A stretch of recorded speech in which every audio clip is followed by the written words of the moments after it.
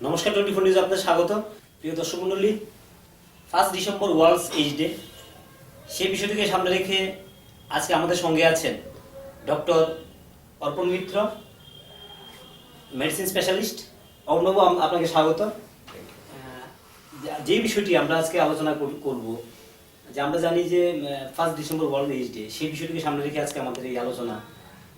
কিন্তু আজকের এই কোভিড সিচুয়েশনে আমরা গত দুদিন আগে একটা অনুষ্ঠানে ছিলাম, এই বিষয় নিয়ে আলোচনায় ছিলাম। সেই জায়গাতে আমরা বলেছিলাম একটা কথা, যে কোভিড মুহূর্তেও আমরা যখন এইডস নিয়ে কথা বলছি, সেই বিষয়টা হয়তো বা দর্শকদের কাছে কতটা প্রাধান্য পাবে বা গুরুত্ব পাবে একটা বিষয়। কিন্তু আমাদের জন্য এই বিষয়টা গুরুত্বপূর্ণ এই কারণে হয়তো, যে কোভিড যখন কিছুটা নিয়ন্ত্রণে এসেছে আমরা বলতে পারি, সেই আতঙ্ক আমাদের মধ্যে নেই। যে প্রাইমারিলি আমাদের মধ্যে একটা ফ্যাটাল ছিল এটা, যে কোভিড হওয়া মানে মৃত্যু। কোভিড হলে কাউকে আমরা আইসোলেট করে দিয়েছি সামাজিকভাবে, বয়কট করতাম। এটা ট্রেন্ড দেখেছি আমাদের মধ্যে, সবাই না, একটা অংশ আমরা দেখেছি এলাকাতে। কেউ কোভিড যখন প্রথম পজিটিভ হয়েছিল ত্রিপুরা রাজ্যে, দিদি হয়েছিল এটা আনফর্চুনেটলি, তখন আমাদের একটা বিভিন্ন অভিজ্ঞতা হয়েছিল। এখন আস্তে আস্তে এটা থেকে আমরা বেরিয়ে এসেছি। কিন্তু কোভিড এবং এইচআইভির সঙ্গে যেটা সিমিলারিটি, এটাও এইচআইভি পজিটিভ, কোভিড পজিটিভ। সেক্ষেত্রে আজকের দিনে দাঁড়িয়ে আমরা এইচআইভি নিয়ে কথা কেন বলবো এবং কতটা গুরুত্বপূর্ণ যদি বলেন। নমস্কার দর্শকবৃন্দ। অ্যাকচুয়ালি ডিসকাশনটা কালকে হলেই বেস্ট হতো, কিন্তু কোনো একটা কারণে কালকে হলো না। যাই হোক, আজকে আমরা একত্রিত হলাম। অ্যাকচুয়ালি কোভিড আসার পরে মানে প্যান্ডেমিক, মানে তোমরা সবাই জানো যে আফটার 100 ইয়ার্স এই প্যান্ডেমিকটা আলো, তো বাকি সব ডিজিজগুলি গুরুত্ব হারিয়ে ফেলেছে, মানে সুপারফিশিয়ালি মনে হয়। কিন্তু এইচআইভি কোভিডের আগেও ইম্পর্টেন্ট ছিল, এখনও ইম্পর্টেন্ট।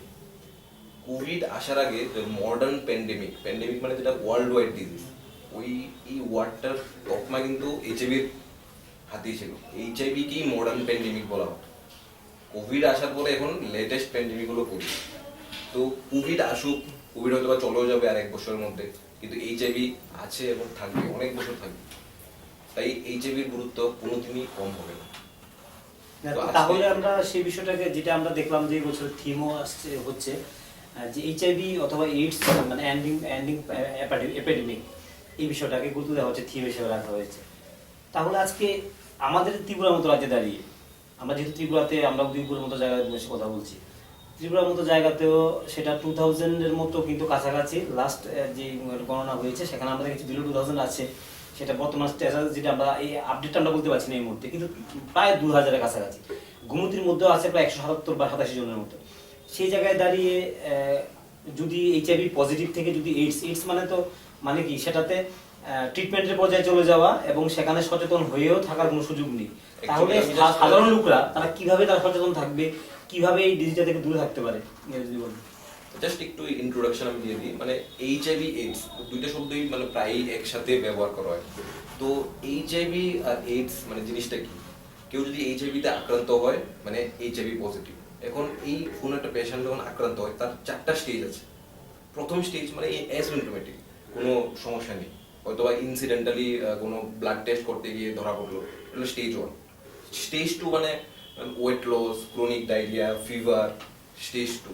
স্টেজ 3 আরেকটু সিভিয়ার, এইচআইভির সাথে ফাঙ্গাল ইনফেকশন হয়ে গেল, টিবি হয়ে গেল, পালমোনারি টিবি হয়ে গেল, তখন স্টেজ 3। এবং স্টেজ 4 হলো most severe stage of HIV infection, এবং এই স্টেজ 4কেই এইডস বলা হয়। তো এইডস হলো সবচেয়ে বেশি গুরুত্বপূর্ণ, কারণ কি এইডসে যখন পেশেন্ট এইডস, যখন আমরা বলি না এই পেশেন্টের এইডস, তো মৃত্যুর সংখ্যা অনেক বেশি এবং সেকেন্ডারি ইনফেকশন, অন্যান্য সেকেন্ডারি ইনফেকশন হওয়ারও চান্স সবচেয়ে বেশি। তাই এইডস হলো এইচআইভির সবচেয়ে গুরুত্বপূর্ণ স্টেজ। এইডস মানে টোটালি ইমিউন সিস্টেমটাকে আস্তে আস্তে আঘাত করতে শুরু করে, যেখানে এআরটিতে যেখানে ট্রিটমেন্ট থেরাপি করা হয়, মানে আলটিমেটলি আমৃত্যু তাকে মেডিসিন খেতে হবে, সেখান থেকে ফিরে আসার কোনো সুযোগ থাকছে না তাহলে আপাতত।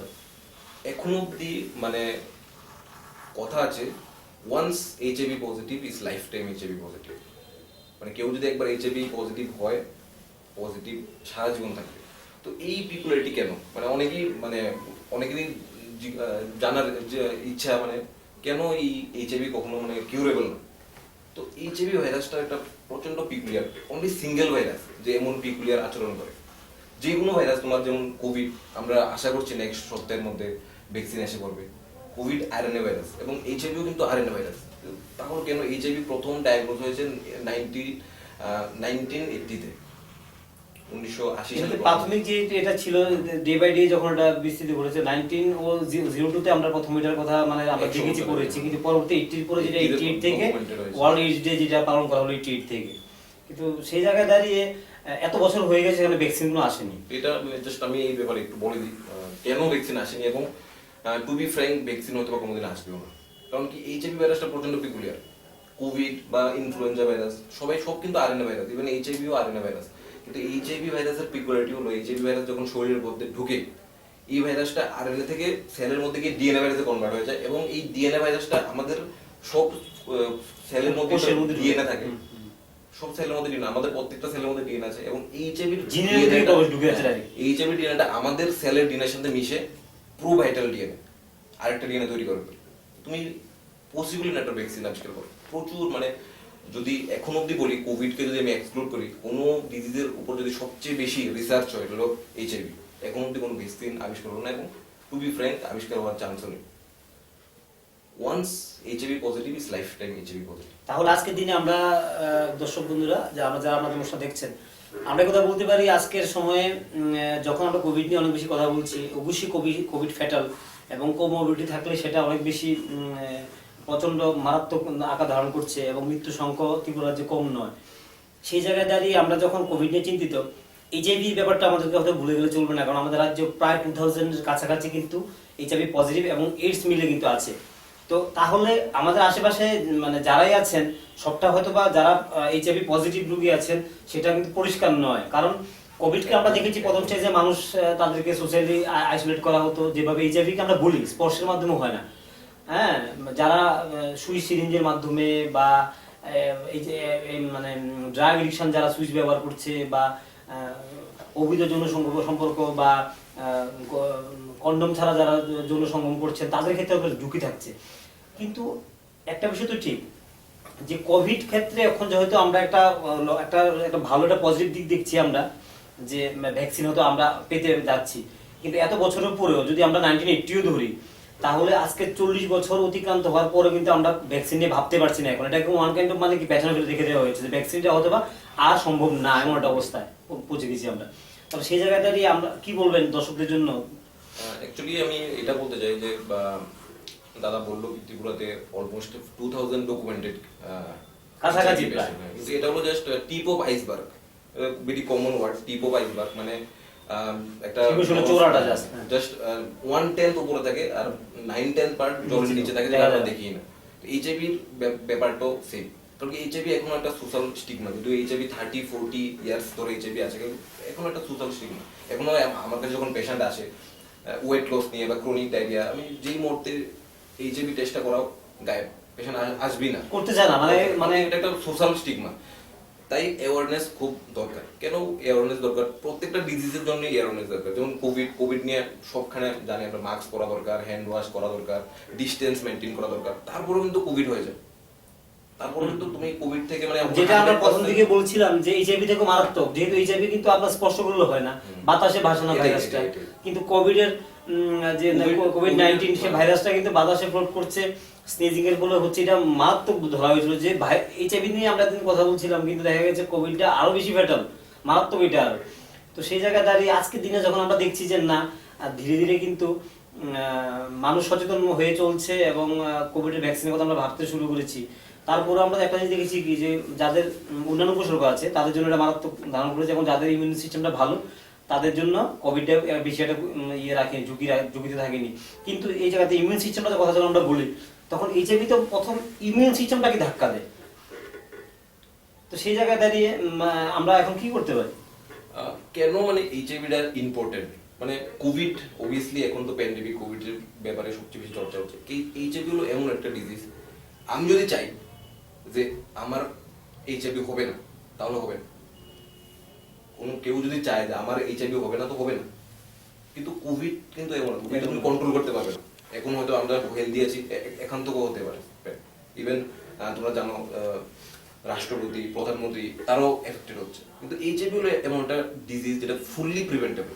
আমি সচেতন থাকলে, আমি যদি মনে করি এই বিষয়গুলো দিয়ে চলবো, তাহলে যদি মনে করো যে আমার যাতে এইচআইভি না হয় তো হবে, এটা নিজের উপর। তার জন্যই অ্যাওয়ারনেসটা খুব ইম্পর্টেন্ট এইচআইভি।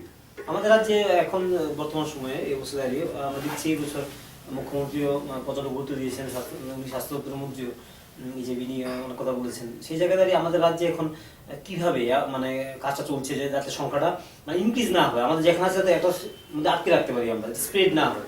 কারণ 2000 থেকে 2 লাখ হতেও পারে হলে যদি আমরা সচেতন না থাকি। সেই জায়গায় দাঁড়িয়ে কিভাবে এটাকে করা হচ্ছে এবং এনজিও গুলি কিভাবে কাজ করছে, ত্রিপুরা সরকার কিভাবে কি করছে যদি বলে। খুব ভালো কোশ্চেন করলেন, এটা সবাই জানা দরকার। একটা সময় ছিল আজকে থেকে 10 বছর আগে, তখন আমরা স্টুডেন্ট ছিলাম, তখন মানে আমাদের মধ্যে একটা একটা হ্যাপিনেস ছিল কি ত্রিপুরাতে এইচআইভিটা অনেক কম অন্যান্য স্টেটের তুলনায়। মণিপুর জানো সবচেয়ে বেশি, যেহেতু due to IV drug use. কিন্তু তারপরে জাস্ট আজকের থেকে 4-5 বছর আগে যখন হঠাৎ করে এনজিও গুলা আইসিটিসি যখন চলে এসেছে, integrated counselling and testing centre, এবং প্রতিটা পিএসসি তে চলে এসেছে, তখন সাডেনলি ত্রিপুরাতে এইচআইভির সংখ্যা অনেক বেড়ে গেছে। এর মানে এই নয় যে আগে কম ছিল এখন বেড়ে গেছে, এর মানে এটা মানে আগে কম ডায়াগনোস ছিল এখন বেশি ডায়াগনোস হয়েছে। তো নেকো, যেটা নেকো যে দেখছে, ন্যাশনাল এইডস কন্ট্রোল অর্গানাইজেশন, ত্রিপুরাতে খুবই ভালো কাজ করছে। ত্রিপুরাতে প্রত্যেকটা পিএসসি লেভেলে আমরা দেখছি যে কোনো কিছু রোগের জন্য গেলেও এইচআইভি টেস্টিং কিন্তু দেওয়া হচ্ছে, এবং এটার পর তুমি একটা ফ্রি ফর অল। আমি যদি মনে করি, যে কোনো কেউ যদি মনে করে না আমি আবার এইচআইভি টেস্টটা করিনি, এনিওয়ান ক্যান গো এন্ড। এটা দর্শকদের জানার জন্য যারা মনে করেন যে এইচআইভি পজিটিভ হলে পরে পরীক্ষার পর যদি বাই চান্স এইচআইভি পজিটিভ হয়, সেটা ডায়াগনোসিস হওয়াটা কতটা ভালো দিক না, এটাকে মানে আমি এটা থেকে দূরে থাকলাম, আস্তে আস্তে আমি এটাকে ছড়ালাম সমাজের মধ্যে, একজন সচেতন নাগরিক হিসেবে এটা কি দায়িত্ব কতটুকু থাকতে পারে একজন ব্যক্তি হিসেবে আমার? এটাই এটা খুব গুরুত্বপূর্ণ কোশ্চেন। কারণ কি, যেহেতু HIV once you have HIV, you life time you have HIV. করোনার ক্ষেত্রে দেখা যায় কি, আমার সিম্পল সিমটমস হলো, আমি টেস্টই করলাম না, ঘরে বসে কিছু ওষুধ খেয়ে গেলাম, এবং 5 দিন পরে পেশেন্ট সুস্থ। এইচআইভি কিন্তু পেশেন্ট সুস্থ হবে না। তার জন্য কি দরকার? আর্লি ডায়াগনোসিস এবং তুমি ট্রিটমেন্ট। হ্যাঁ, যদি প্রাইমারি স্টেজে যদি ধরা পড়তে পারে তাহলে কিন্তু রোগী দীর্ঘদিন বাঁচতে পারবে, সুস্থ হয়ে বাঁচতে পারবে। 15-20 ইয়ার্স মানে হেলদি লাইফ, এবং বড় বড় পারসন, হলিউডের অনেক অভিনেতাও আছে এইচআইভি পজিটিভ, কিন্তু এইডস নাই। কারণ আমরা এইচআইভি হওয়াটা মানে এইডস ভাবি, কিন্তু এইডস হলো লাস্ট স্টেজ। তো মুভি করছে, ইভেন দে হ্যাভ ডকুমেন্টেড, ওরা নিজে বলেছে আমার 25 ইয়ার্স আমার এইচআইভি, কিন্তু আমি সুস্থ।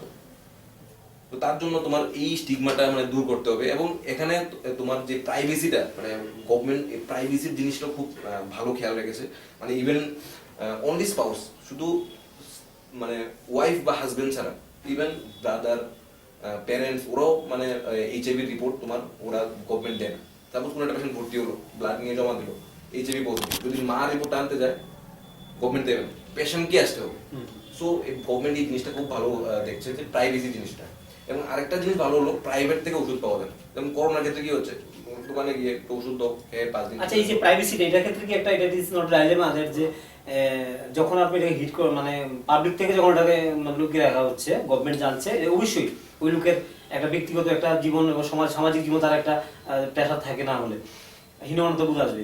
কিন্তু প্রশ্ন হচ্ছে, যখন গভর্নমেন্ট যখন এইচআইভি পজিটিভ রোগীটাকে যখন আমরা জানলাম না এলাকাতে, বা কেউ জানছি না কে পজিটিভ, সেক্ষেত্রে যদি উনি সচেতন নাগরিক না হন, দেখা গেছে অনেক ক্ষেত্রে আমরা এরকম দেখি রক্তের প্রয়োজন হয় কারোর, বা কোনো কারণে যদি ওই লোকটা যদি ইচ্ছে করলো যে আমি এটাকে জেনে বুঝে একটু যদি করি, ব্লাড কাউকে আমি দিয়ে দিলাম, আমার শরীর রক্ত আমি কাউকে দিয়ে দিলাম, অথবা আমি নিজের যে সেক্ষেত্রে কতটা মানুষের আমরা যারা সুস্থ লোক সমাজে আছে তাদের জন্য কতটা ঝুঁকিপূর্ণ? এটা একটা কথাটা খুব ভালো আপনি কোশ্চেনটা করেছেন। ডাবল এজেড সোয়ার্ড, প্রাইভেসিটা থাকলে এটার অ্যাডভান্টেজও আছে, আবার ডিসঅ্যাডভান্টেজও আছে। ডিসঅ্যাডভান্টেজ কি? প্রাইভেসি যদি থাকে, তাহলে আপনি যেগুলো বললেন, হ্যাঁ আমার আছে, কিন্তু আমি অন্য কেউকে জানলাম না, তো আমি আনপ্রোটেক্টেড সেক্স করলাম, আমার বন্ধু, আমি চাইতাম আমার বন্ধুরও আমি ড্রাগ নিয়ে বললাম তুইও ড্রাগ নেই, এটা প্রাইভেসি থাকলে এটা ডিসঅ্যাডভান্টেজ। কিন্তু তবুও গভর্নমেন্ট প্রাইভেসিটাকেই প্রায়োরিটি দিচ্ছে। কারণ কি, সোশ্যাল স্টিগমার জন্য।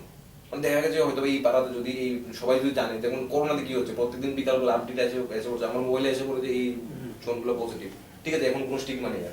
এইচআইভিতে এখনো স্টিগমাটা রয়ে গেছে। আমরা পাড়াতে এই ব্যক্তি পজিটিভ, ওকে পুরো আইসোলেটই করে দেবে। যদিও আমি বারবার বলছি, এইচআইভি ঘাম সোয়েট, স্যালাইভা, ইউরিন, টিয়ার্স, এইসবে কখনো স্প্রেড হয়ই না। তো সোশ্যাল স্টিগমাটা এটাই, মানুষ এখনো এই সোশ্যাল স্টিগমা থেকে পার হতে পারেনি এইচআইভি। তো তার জন্য অ্যাকচুয়ালি প্রাইভেসিটা, কারণ এমনও হয়েছে যে গ্রাম থেকে বহিষ্কার করে দিয়েছে। তো এই প্রাইভেসি একদম ঠিক, কথাটা ঠিক, কেউ যদি প্রাইভেসি এখন আমাদের স্টেটে আমরা দেখি যখন ব্লাড রক্ত নিয়ে সংকট দেখা যায়, আমরা বলি যে প্রফেশনাল লোক থেকে রক্ত মানে নেওয়া মানে নেই, রক্ত বিক্রি এখন নেই, কেনা বেচা হয় না। কিন্তু আমরা অনেক সময় তো এরকম দেখি যখন জরুরিকালীন কোনো হঠাৎ করে কোনো রক্তের দরকার হয়েছে, ধরুন ও পজিটিভ বা নেগেটিভ, হঠাৎ করে কোথায় পাবে সে বি পজিটিভ, হঠাৎ করে নেই, তখন দেখি আমরা কোনো দিকে তাকাই না বা তাকান না, আমরা এরকম দেখি বিষয় যে টাকা দিয়েও কেনা হচ্ছে, অত টাকাটা এইভাবে বলা হয় না কিন্তু দিয়ে দেওয়া হচ্ছে। প্রফেশনাল ওরা ব্লাড দিচ্ছে একের পর এক, ফ্লুয়েন্টলি দিচ্ছে তারা, তো সেক্ষেত্রে কি ঝুঁকি থাকছে না? অবশ্যই ঝুঁকি থাকছে। এবং এতে আমি জাস্ট বলতে চাই, এইচআইভি যে এইচআইভিটা প্রিভেন্টেবল ডিজিজ, তুমি যদি চাও তোমার হবে না।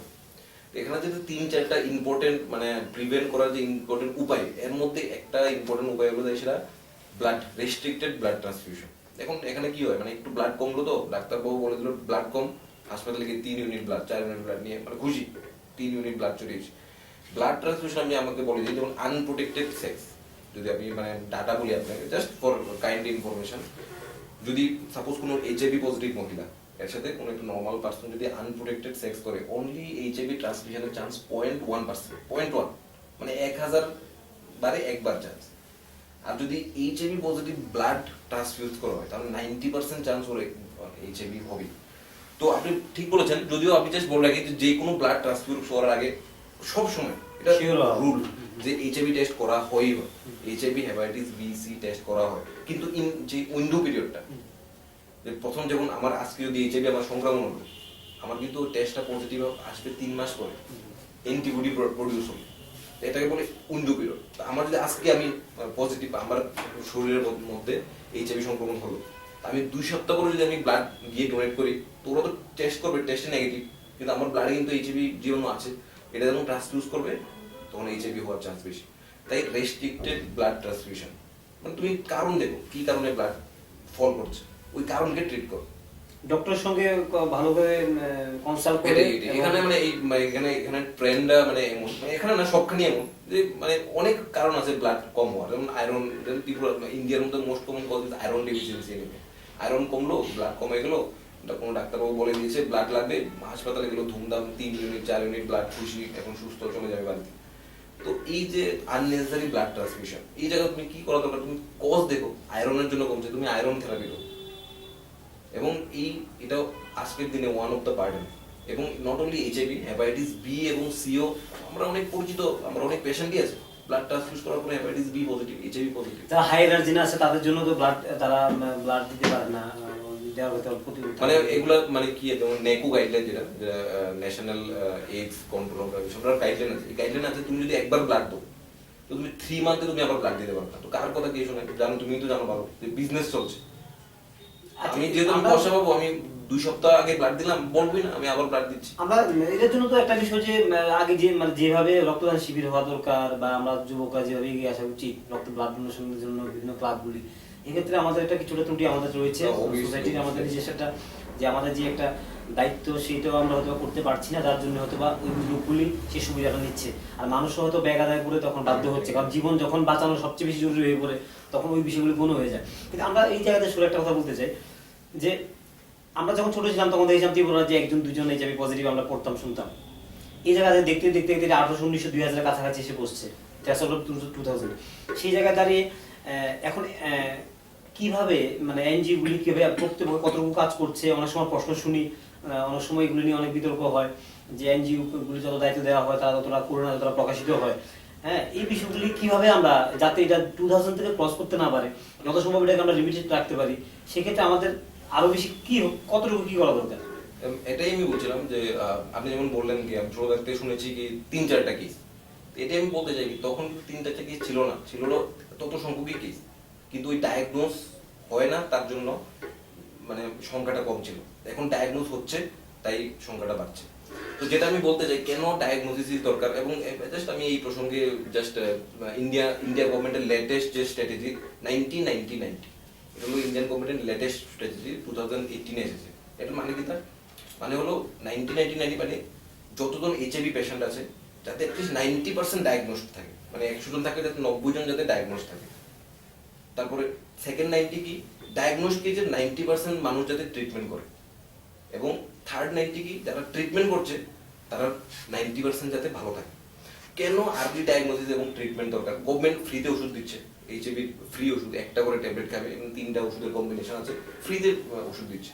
তো ডায়াগনোসিস হলে কেন আপনার আর্লি ডায়াগনোসিস এবং ট্রিটমেন্ট শুরু করলে বেনিফিটটা কি? কারণ এটা হলো প্রিভেন্টেবল ডিজিজ। মনে করেন আমি আর আপনি বন্ধু, আমরা আইভি ড্রাগ নিই, এখন আমরা আইভি ড্রাগ নিও না, এটা তো বললে শুনবে না, ইয়ং জেনারেশন শুনবে না। মানলো কি আমার এইডস আছে, কিন্তু আমি ট্রিটমেন্ট নেওয়া শুরু করে দিয়েছি, তাহলে আমার স্টেজ মানে স্টেজ 4 থেকে আমি আস্তে আস্তে সুস্থ হয়ে স্টেজ 1-এ চলে যাবো। তো আমি যদি স্টেজ 1-এ থাকি, আমি ট্রিটমেন্ট নিচ্ছি, তো আমার লেভেল নিয়ে তুমি যদি ড্রাগ নেও তোমার হবে না। কিন্তু আমি যদি এইডসে থাকি, তাহলে আমি ওষুধ নিচ্ছি না, আমি স্টেজ 4, ভাইরাল লোড অনেক বেশি, আমি নিলাম, সেই নিলে তুমি নাও, তোমারও হওয়ার অনেক বেশি চান্স থাকে। তাই আর্লি ডায়াগনোসিস এবং ট্রিটমেন্ট খুব দরকার। এবং এইচআইভি মানে এমন একটা ডিজিজ, মানে কি বলবো, এটা মানে ফুললি প্রিভেন্টেবল। মানে এটাই আমি বলছি যে আমি যদি চাই যে আমার এইচআইভি না হয়, হবেই না। সেই জায়গাতে মানে এটা এমন একটা ডিজিজ, যদি আমরা শুধু অ্যাওয়ারনেস লেভেলটা একটু বাড়াই, এটা আস্তে আস্তে আমরা মানে এটা কন্ট্রোল করা সম্ভব। আর দ্বিতীয় কথা হলো যে সেটা জাস্ট একটা কথা বলতে চাই, মানে অনেক সময় আমরা দেখি যে বার্ডেন, সংখ্যা বাড়ছে, এটা আরেকটা প্যারাডক্সিক্যাল মানে মনে হচ্ছে সংখ্যা বাড়ছে মানে খারাপ, কিন্তু সংখ্যা বাড়ছে মানে অ্যাকচুয়ালি এটা কেন বাড়ছে? কারণ আগে কি হতো, ট্রিটমেন্ট ছিল না, এআরটি ছিল না, হলো তারপর টিবি হয়ে গেল বা একটা সেকেন্ডারি ইনফেকশন হয়ে 1-2 বছর তো মারা গেল। এখন ট্রিটমেন্ট আছে, তো একটা পার্সন 20-25 বছর বাঁচতে পারছে। তো তাহলে ওই প্রিভেলেন্সটা, সংখ্যাটা রয়ে গেছে। কিন্তু মানে সংখ্যা বাড়লেও মানে ত্রিপুরাতে আমি বলবো যে এনজিও গুলো মানে ভালোই কাজ করছে। মেইনলি আইসিটিসি, যেটা integrated counselling and testing centre, মানে তুমি যে কোনো কেউ ফ্রিলি। আচ্ছা, আমি জানতে চাইছি, আমরা আমাদের দর্শকরা যারা আছে আমাদের প্রোগ্রাম দেখছেন, ওরা জানতে চাইবেন, যদি এইচআইভি পজিটিভ হয়, সেক্ষেত্রে সরকারের তরফ থেকে কি কি সুযোগ থাকছে ট্রিটমেন্টের জন্য, এবং আর্থিকভাবে কোনো সহযোগিতা করা হচ্ছে কিনা? কারণ একটা বিষয় কি, এইচআইভি যখন কারো পজিটিভ জানলো, সে কিন্তু মানসিকভাবে দুর্বল এবং ভেঙে পড়ার একটা সম্ভাবনা থাকে।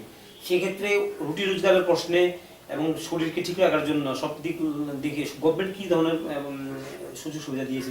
এটা একটা খুবই ভালো কোশ্চেন আপনি উঠিয়েছেন। যেমন আমি একটা জিনিস বলে রাখি, মানে যেমন টিবি যখন হয়, গভর্নমেন্টে বাড়িতে গিয়ে ওষুধ দিচ্ছে এবং 500 টাকা করে দেওয়া হচ্ছে প্রত্যেক সপ্তাহে, যাতে ভালো খাওয়া দাওয়া করে, একটু মেন্টাল বুস্ট আপের জন্য। কিন্তু এইচআইভি তেও এমন করা দরকার, কারণ কি ইভেন এইচআইভি রিলেটেড যে ডিপ্রেশন, এটা একটা বিশাল বড় জিনিস। যারা এইচআইভি হয়ে পজিটিভ হয়ে যাবে, আমার লাইফ টাইম এইচআইভি থাকবে, আমার লাইফ শেষ হয়ে গেল। তো এই জায়গাতে সরকার এখন আজকের ডেটে মানে সরকার জাস্ট ফ্রি মেডিসিন প্রোভাইড করছে।